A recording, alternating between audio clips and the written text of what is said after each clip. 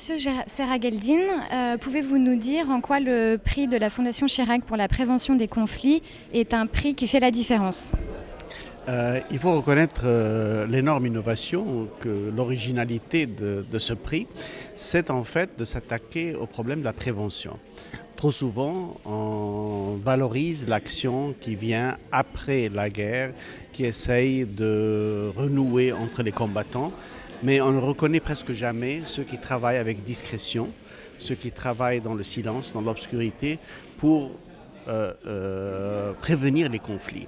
Et donc, le fait que le prestige du président Chirac, la Fondation Chirac, le jury s'engage à reconnaître ce type d'action pour la première fois au niveau international, je crois que ça encouragera beaucoup ceux qui œuvrent dans ce domaine et qui a besoin de beaucoup de reconnaissance internationale. Quels sont les moyens dont on dispose pour justement faire de la prévention des conflits selon vous? Eh bien d'abord, il y a l'entente, la compréhension des problèmes des uns et des autres et la capacité de gagner la confiance des uns et des autres par l'indépendance de son action et de pouvoir les engager dans un processus de compréhension mutuelle et de les convaincre en fait qu'il y a un terrain d'entente à retrouver et que ce terrain d'entente à retrouver peut amener des résultats bénéfiques pour leur société. Et c'est un combat difficile parce que malheureusement souvent, dans presque tous les cas, les militants, ceux qui sont les plus extrémistes, chahutent le plus, sont les plus entendus, sont les plus médiatisés.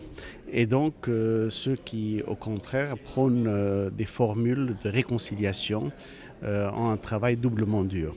Et le fait que la Fondation Chirac va s'engager à leur côté, je crois, est une action d'une très grande importance internationale.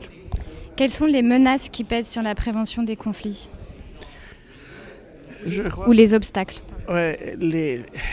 La nature des conflits change. À un moment donné, on parlait des conflits entre les États.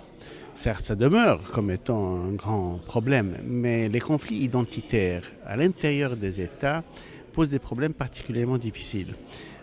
Parce qu'une intervention internationale par un tiers semble intervenir au sein de la souveraineté nationale où justement ces groupements avec des structures identitaires différentes, des revendications différentes s'apprêtent à se confronter et pouvoir empêcher la guerre civile, même empêcher le génocide, comme on l'a vu au Rwanda, c'est un acte d'extrême héroïsme qui devient très très difficile à faire quand ces revendications identitaires pullulent dans beaucoup de pays aujourd'hui après la fin de la guerre froide.